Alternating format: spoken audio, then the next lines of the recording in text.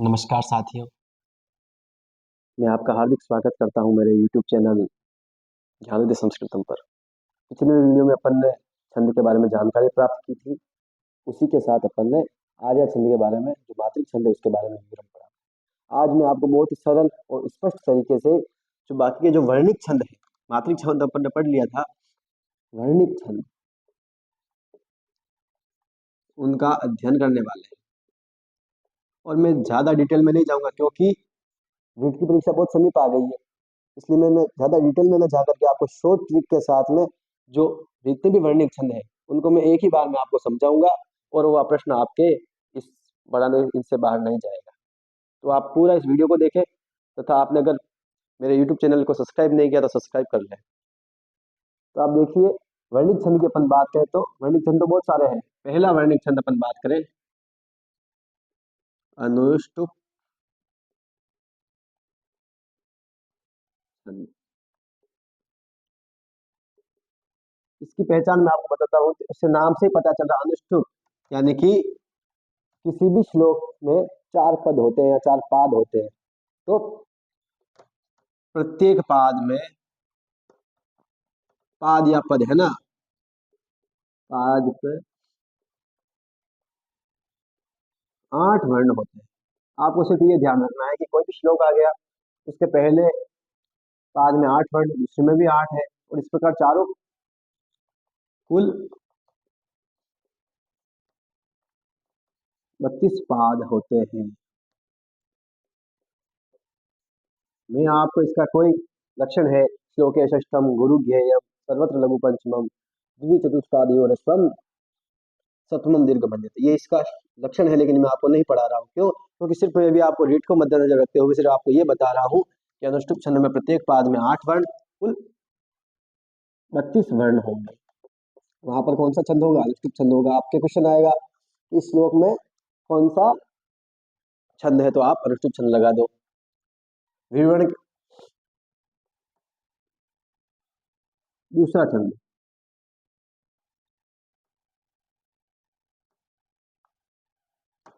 इंद्र वज्रा।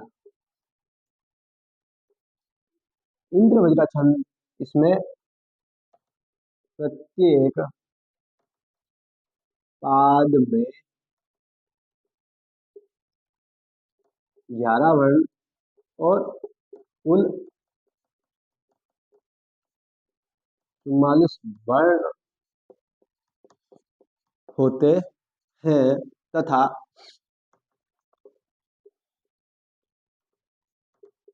प्रत्येक पद या पाद का पहला वर्ण गुरु वर्ण होगा। गुरु यानी दीर्घ होगा। ये इसकी पहचान है मित्रों। इंद्र वज्रा छंद वहां उपस्थित होगा जिस श्लोक में प्रत्येक पाद में 11 वर्ण और ऐसे कुल मिलाकर के चारों पदों में 44 वर्ण हो, तथा प्रत्येक पाद का चारों पदों के पहले वाले वर्ण कौन सा हो? गुरु या दीर्घ हो, तो वहां पर इंद्र वज्रा छंद होगा। तीसरा है उपेंद्र वज्रा। इसमें भी वही नियम, प्रत्येक पाद में 11 वर्ण और कुल 44 वर्ण होते हैं। देखिए मित्रों, यहाँ तक ये बराबर है ना, इसमें भी 11 वर्ण है, इसमें भी 11 वर्ण है, और कुल 44 वर्ण इसमें भी है, इसमें भी है। लेकिन यहाँ पर अंतर आपको पता चलेगा कि मैंने ये क्यों लिखवाया था। तो इसमें प्रत्येक पाद का पहला वर्ण लघु या ह्रस्व होगा। वहां पर कौन सा छंद होगा? उपेंद्र वज्रा छंद। यही इसकी पहचान है। इंद्र वज्रा का तो पहला वर्ण गुरु या दीर्घ होगा, जबकि उपेंद्र वज्रा का पहला वर्ण लघु या ह्रस्व होगा। समझ में आ गया आपको? अब मैं तीसरे छंद की बात करूं, इसका नाम है उपजाति। यहाँ पर ये तीनों जो है छंद, इनमें पहचान इनकी लगभग लगभग समान है, इसलिए यहीं से हर बार क्वेश्चन जरूर आता है। आप ध्यान रखें, एक बार ध्यान से पढ़ें। प्रत्येक पाद में 11 वर्ण, कुल 44 वर्ण होते हैं। देखिए मित्रों, इंद्र वज्रा, उपेंद्र वज्रा और उपजाति, तीनों में ही 11 वर्ण होते हैं प्रत्येक पाद में, और कुल मिलाकर 44 वर्ण होते हैं। इसकी पहचान, प्रत्येक पाद का पहला वर्ण गुरु या दीर्घ होगा। इसमें की पहचान पहला वर्ण लघु या ह्रस्व होगा, लेकिन इसमें इंद्र वज्रा और उपेंद्र वज्रा दोनों के लक्षण होंगे, लक्षण होते हैं। ये ध्यान देने की बात है मित्रों, इसमें दोनों के लक्षण, जैसे कि प्रत्येक पाद हो, 4 पाद होते हैं, तो इसमें ऐसा आ जाएगा कि अगर 3 पाद का पहला वर्ण गुरु है तो 1 पाद का लघु आ जाएगा, अगर 3 पाद का लघु है तो 1 पाद का दीर्घ आ जाएगा, 2 पादों का गुरु वर्ण है पहला तो 2 पादों का ह्रस्व आ जाएगा। यानी कि इसमें एक समान नहीं होगा चारों में, जबकि इनमें एक समान है। प्रत्येक पाद का पहला वर्ण गुरु होगा, फिक्स है। किसमें? इंद्र वज्रा में। उपेंद्र वज्रा में फिक्स है कि पहला वर्ण लघु होगा, क्योंकि इनका एक लक्षण होता है, जो कि मैं आपको अभी विस्तृत रूप से नहीं पढ़ा रहा हूँ। इसकी परीक्षा के बाद इसका एक विस्तृत वीडियो आएगा, जिसमें मैं आपको छंद का लक्षण, उदाहरण समेत विस्तृत जानकारी दूंगा। जैसे कि श्यादिंद्र वज्रा यदि तो जगौग, इसका लक्षण है। उपेंद्र वज्रा जास्तौ, ये इसका लक्षण है और उदाहरण भी है इनके। उपजाति में आपको सिर्फ इतना ध्यान रखना है कि चारों पदों का पहला वर्ण सब में समान नहीं होगा। एक में लघु आ गया, एक में गुरु आ सकता है, एक में लघु आ गया, 3 में गुरु आ सकता है, 2 में गुरु आ सकता है, समान नहीं होगा चारों में। बस ये हो गया आपके उनष्टुप छंद हो गया। प्रत्येक पाद में 8 वर्ण, इंद्र वज्रा 11 वर्ण कुल 44, उपेंद्र वज्रा 11 वर्ण कुल 44 और पहला वर्ण लघु या ह्रस्व। उपजाति प्रत्येक पाद में 11 वर्ण, और इसमें इंद्र वज्रा और उपेंद्र वज्रा दोनों के लक्षण पाए जाते हैं। अब अपन आगे दूसरे छंद की बात करें।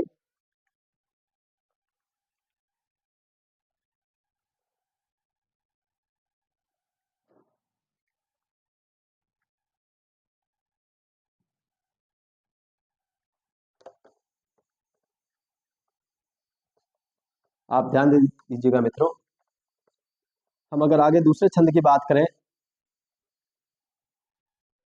उस छंद का नाम है वंशस्थ छंद।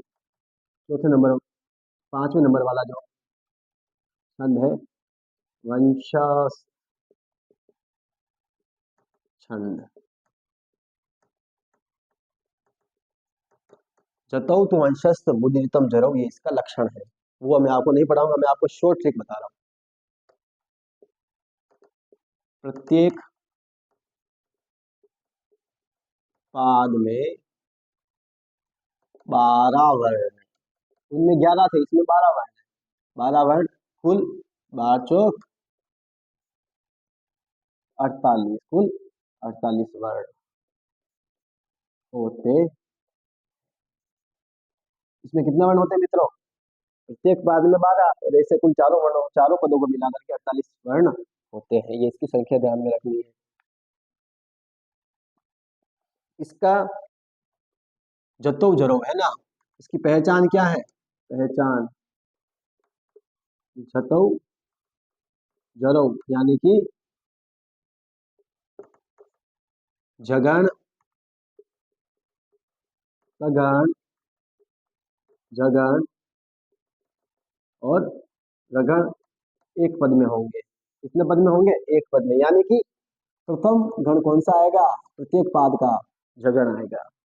आप इतना सा ध्यान रखें, पहचान प्रत्येक पाद का पहला जो गण बनेगा जगण बनेगा, होगा। जगण का मतलब होता है, जगण की पहचान क्या होगी?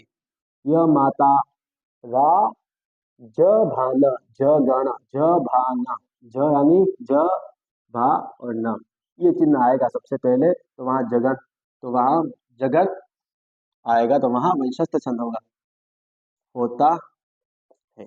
चारों पदों में, कोई भी श्लोक के चारों पद है, तो पहले जो छंद गण बनेगा वो कौन सा गण होगा? जगण। आपको ध्यान रखना है, आई एस, लघु और गुरु, पहले दो वर्ण लघु और गुरु का कॉम्बिनेशन होगा चारों पदों में, तो वहां पर वंशस्थ छंद होगा। उसके बाद छठा है द्रुत विलंबितम छंद, द्रुत विलंबितम, इसमें भी प्रत्येक पाद में कितने? 12 वर्ण और कुल 48 वर्ण होते हैं, वर्ण होते हैं। देखिए मित्रों, आप यहाँ पर आपको कंफ्यूजन हो सकता है, 12 वर्ण इसमें भी है, 12 इसमें भी है, लेकिन पहचान मैंने आपको इसीलिए बताई है कि प्रत्येक पाद का पहला गण जगण, जगण यानी कि जो पहले तो पहली जो शब्द आएगा उसमें जो शब्द होंगे, तीन जो वर्ण होंगे, वो पहला लघु होगा, फिर उसके बाद बड़ा वर्ण आएगा, उसके बाद वापस लघु वर्ण आएगा, ये इसकी पहचान है। द्रुत विलंबित की बात करेंगे तो इसमें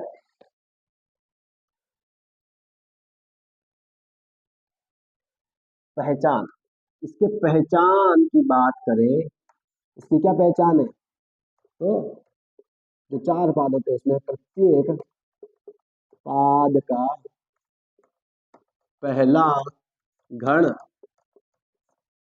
नगण होगा। क्या होगा?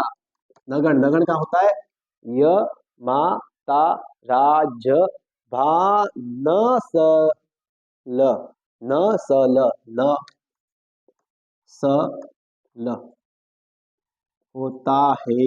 क्या होता है मित्रों? नगण, यानी कि जो श्लोक होगा कोई भी, उसके प्रत्येक पाद का तो पहले जो कॉम्बिनेशन आएगा तीन वर्णों का, पहला जो कॉम्बिनेशन आएगा तीन वर्णों का एक साथ आएंगे, उनमें ये मात्राएं पाई जाएगी, यानी कि तीनों मात्राएं लघु पाई जाएगी। समझ में आया आपके? अब आगे अपन बात करें, इसी प्रकार इनके ही बराबर एक और पहचान वाला एक और है, सातवां, जो जिसका नाम है भुजंग प्रयातम, ये भी छंद है, इसमें भी प्रत्येक पाद में 12 वर्ण और कुल 48 वर्ण होते हैं। इसकी पहचान क्या है? पहचान भुजंग प्रयातम चतुर्भिर यकार, जिसमें चारों यकार हो, यकार मतलब यगण, चारों क्या हो? यगण। जो चार जो छंद छंद में जब चार गण बनेंगे, इस छंद में प्रत्येक पाद में चार चार गण का कॉम्बिनेशन होगा, तो उसमें प्रत्येक गण क्या होगा? यगण। चार यगण होते हैं। क्या होते हैं? चार यगण। आप तो सिर्फ इतना याद रखें, य मा और ता, यानी कि लघु गुरु और गुरु का कॉम्बिनेशन। इसमें किसका कॉम्बिनेशन होगा? प्रथम तीन वर्ण यगण होंगे, यगण, प्रत्येक पाद के। समझ में आया आपके? वंशस्थ छंद, द्रुत विलंबित छंद और भुजंग प्रयात, इसमें भी प्रत्येक पाद में 12 वर्ण, कुल 48 वर्ण, इसमें भी प्रत्येक पाद में 12, इसमें भी 12। इसकी क्या पहचान होता है? मैंने आपको पहला जो गण बनेगा, यह माता, ये जो अपन ने गण याद किए थे, य मा ता रा ज भा न स ल गा, ये गण है, तो इसमें बनेगा जगण का कॉम्बिनेशन बनेगा, पहले जो तीन होंगे कौन सा? ज भा न, यानी कि पहला वर्ण जो होगा लघु होगा, दूसरा वर्ण गुरु होगा, तीसरा वर्ण लघु होगा। ये तो हो गया वंशस्थ छंद। टिक लगा देंगे अपन ऐसा। प्रत्येक पाद के पहले तीन वर्ण ऐसे आ रहे हैं। द्रुत विलंबित का पहले तीनों कैसे होंगे? लघु होंगे। लघु लघु लघु, तीनों वर्ण लघु संज्ञा के होंगे। और भुजंग प्रयात में पहला लघु होगा और उसके बाद दोनों आने वाले। गुरु है तो वहां भुजंग प्रयातम, पहला लघु फिर गुरु फिर वापस लघु है तो वंशस्थ। तो ये आपके वंशस्थ छंद, द्रुत विलंबित, भुजंग प्रयात, तीनों छंद हो गए। इससे अगर आप बात करें अपन तो आगे वसंत तिल का छंद, बहुत ही इंपॉर्टेंट। वसंत तिल का छंद, इसका लक्षण क्या है आपको पता है? उत्ताम वसंत तिलघा तबझा जगऊगा, ये इसका लक्षण है। मैं आपको वो नहीं बताऊंगा, आपको सिर्फ इतना ध्यान रखना है वर्ण प्रत्येक पाद में कितने होते हैं? प्रत्येक पाद में 14, प्रत्येक पाद में 14 वर्ण और कुल 56 वर्ण होते हैं। कितने वर्ण होंगे? 56 वर्ण। आपको इतना सा ध्यान रखना, ये एकमात्र है जिसमें 14 वर्ण होते हैं और कुल 56 वर्ण चारों पदों को मिलाकर होंगे। अगर ऐसा आपके आ जाता है रिट के एग्जाम में, कोई श्लोक आ जाता है और कोमा तक 14 वर्ण है, उसके बाद वापस 14 और 14 56 वर्ण है, कुल 56 अक्षर है उसमें पूरे हुए, पूरे गिने हुए, तो वहां पर वसंत तिल का छंद है, कोई दिक्कत नहीं। नवा मालिनी छंद, मालिनी छंद, यह भी बहुत सरल है। क्या है? ननमयुतेयम मालिनी, इसका लक्षण क्या है? ननमयुतेयम मालिनी, आपको याद रखने की जरूरत नहीं। प्रत्येक पाद में 15 वर्ण, कुल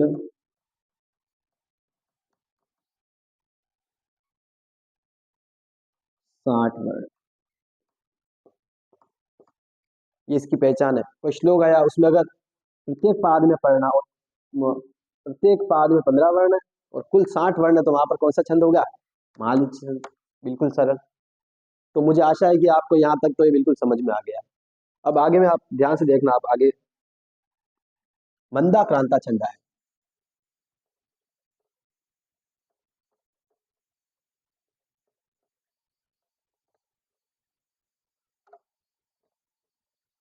देखिए मित्रों, मैं आपको जो बता रहा हूँ अपने नोट्स से बता रहा हूँ, जो मैंने तैयारी की है, मैं जिनसे शिक्षक बना हूँ। तो मुझे उम्मीद है कि आप भी इनको पढ़ेंगे, अच्छे तरह से लिखेंगे, अपने नोटबुक में उतारेंगे, नोट्स बनाएंगे, तथा आप भी शिक्षक भर्ती परीक्षा में रीड तो क्लियर कर ही लेंगे। इसके बाद आप मैथ्स में भी आपके लिए बहुत ही कारगर सिद्ध होने वाली है क्लासेस। अब आगे जो 10वां है, मंदा क्रांता छंद।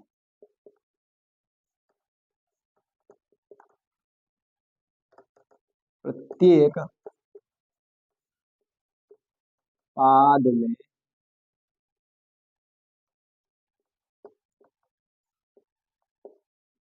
प्रत्येक पाद में 17 वर्ण, कुल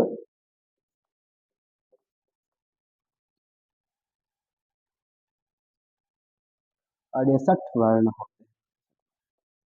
चारों पदों को मिलाकर 68। आपको ध्यान में आ गया?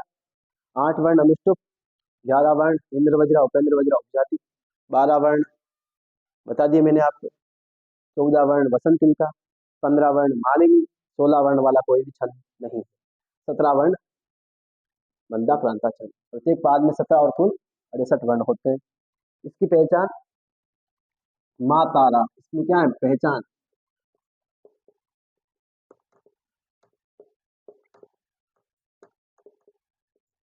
प्रत्येक पाद का पहला गण माँ तारा, क्या होगा? माँ तारा यानी कि मगान,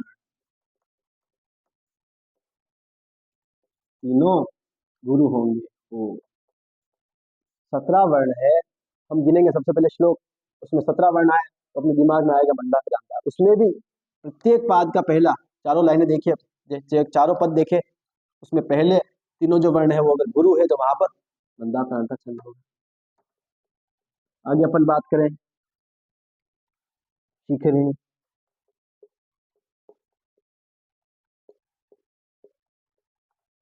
शिखरिणी छंद,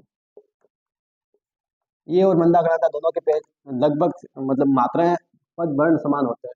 तो प्रत्येक पाद में 17 वर्ण और कुल 68 वर्ण इसमें भी, बराबर है ना, सेम है।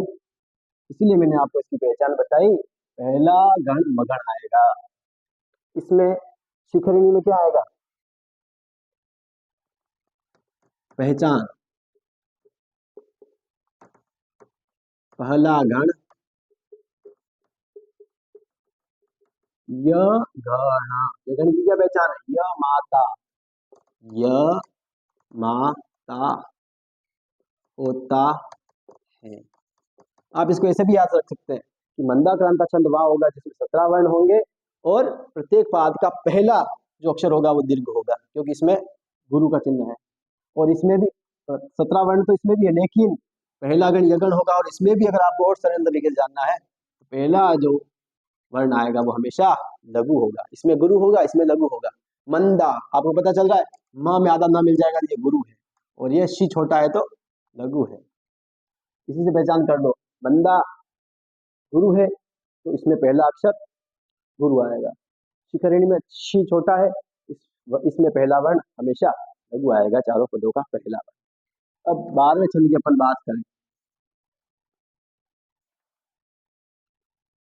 शार्दुल विक्रीडित। कौन सा है, शार्दुल विक्रीडितम,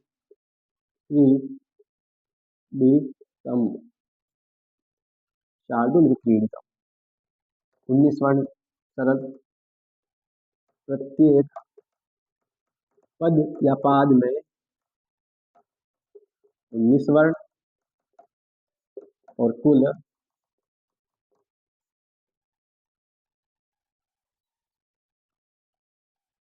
76 वर्ण।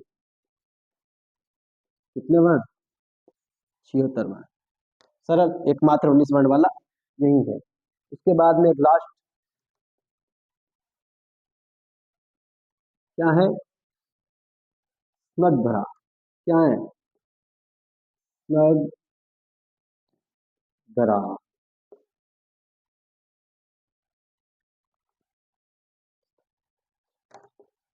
स्नग्धरा छंद, स्नग्धरा छंद है ना, क्या है,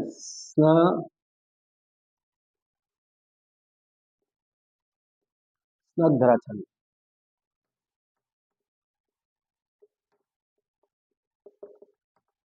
प्रत्येक पाद में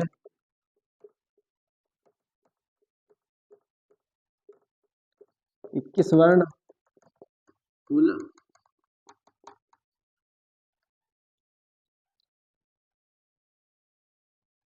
84 वर्ण। कितने वर्ण होंगे, 84 वर्ण। ये मैंने आपको बहुत ही सरल और ट्रिक के साथ बता दिया कि आप कैसे पहचान कर सकते हो।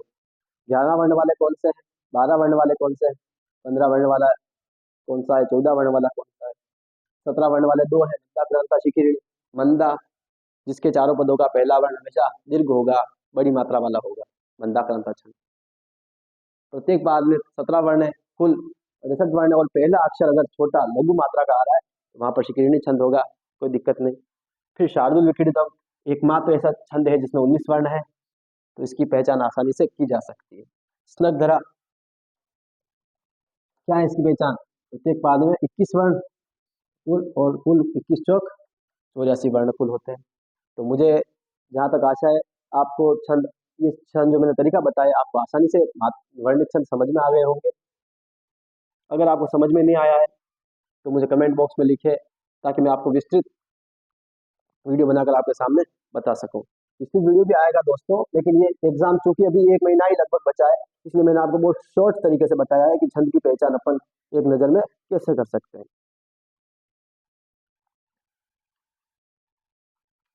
इस प्रकार मैंने आपको छंद बता दिए, कि छंद दो प्रकार के होते हैं, वर्णिक, मात्रिक। मात्रिक छंद जो आर्या छंद था उसका मैंने बता दिया। वर्णिक छंद मैंने आपको आज पढ़ा दिए। मैंने बताया था कि लघु और गुरु क्या होते हैं। छोटी मात्रा लघु है, और जो बड़ी मात्रा, छोटी मात्रा का मतलब अ, ई, उ और री, ये जो आएंगे तो वो छोटी, यानी कि लघु की मात्रा लगी। और अगर आ, बड़ी, बड़ा ऊ, बड़ी री और ए, आई, ओ आएंगे तो वहां पर हमेशा दीर्घ की मात्रा लगती है। और अगर पहला अक्षर छोटा है, उसके बाद बड़ा, वापस आदि आधा अक्षर आ गया तो वहां पर भी दीर्घ की चिन्ह लगेगा, जिसे अपन लघु और गुरु बोलते हैं। और मैंने आपको छंद के नियम भी समझा दिए। तो मुझे आशा है कि आपको बिल्कुल स्पष्ट तरीके से बिल्कुल छंद की क्लास समझ में आ गई होगी। धन्यवाद।